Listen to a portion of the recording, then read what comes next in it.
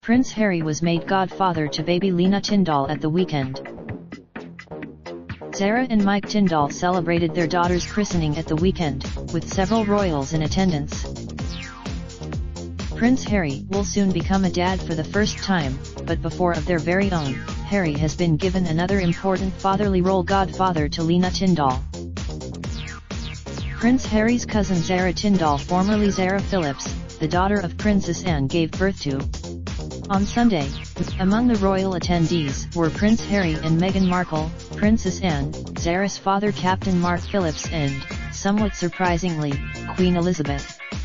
Queen Elizabeth had Prince Philip, at 97 years old, stayed at home instead of traveling to Gloucestershire for the ceremony, while Prince Charles was also missing because of his tour of Cuba and the Caribbean.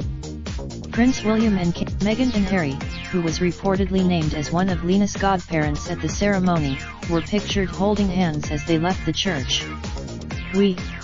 Zara Tindall and her husband, former rugby player Mike Tindall, attended last May, when Zara was 8 months pregnant herself.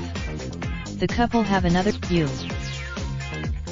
Zara and Mike Tindall chose Prince Harry to be one of their youngest daughter's godparents, but it's not the first time the father-to-be has assumed such an important role.